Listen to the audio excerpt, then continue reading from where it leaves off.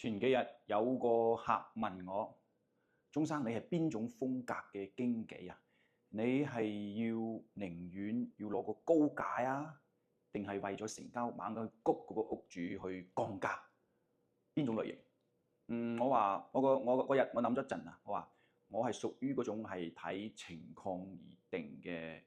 個經紀咯。嗱，假如你係好急住買嘅咁冇辦法，好現實。你喺呢個市場真係買家市場嘅情況下咧，你可能真係要價格係最有利嘅武器。如果你唔急，你嘅心態係好穩，我總體個風格咧，我係希望幫客攞到靚啲嘅價，因為一間樓啊嘛，佢個價值係好大嘅。如果就係我哋咁輕而易舉咁放棄咗嘅話咧，我覺得好可惜啊！即係如果有機會嘅話咧，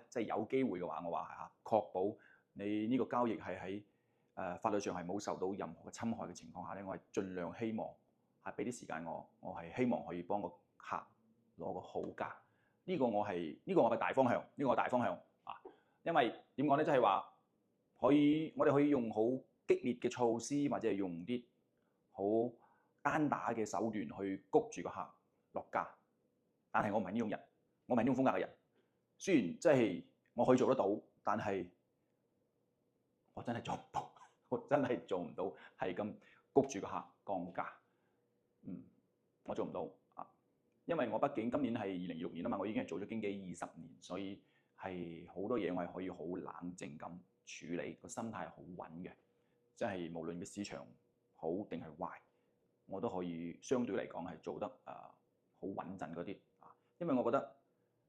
嗰個樓啊，呢間屋啊係同人嘅氣場係好有關係嘅，即係可能時候未到啊，機緣巧合之下未輪到你。如果你俾啲耐心俾自己，俾我俾間樓，我始終會覺得咧，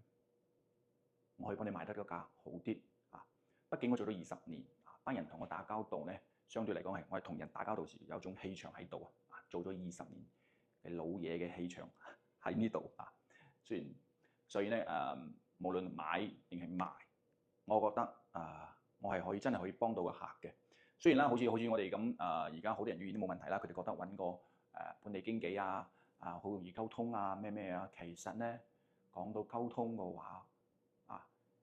梗係講自己同一種語言嘅人容易相對而講溝通啫，梗係啦。但係我哋講英文法文梗係比唔到嗰啲本地嘅經紀啦，因為佢講出嚟時佢哋嘅經過專業嘅培訓嘅時，你要感覺到好舒服好多人會俾佢迷惑。但係咧，我哋同佢哋最大嘅區別咧，就係我哋講同一種語言，係相對嚟講係更加容易溝通。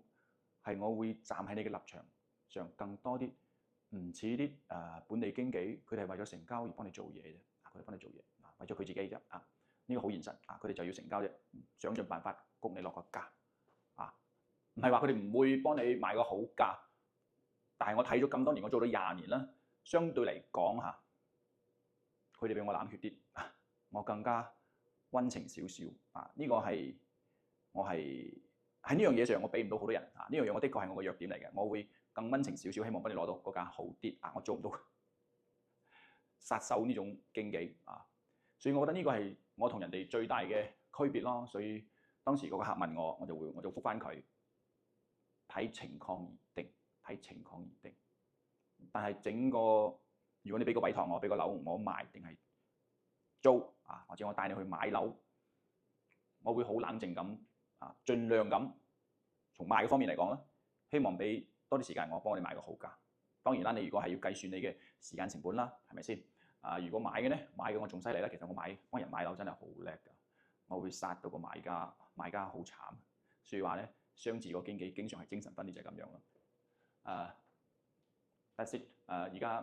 趁而家得閒同大家分解下我呢個做咗20年嘅老嘢嘅幫人買賣嘅總體嘅原則。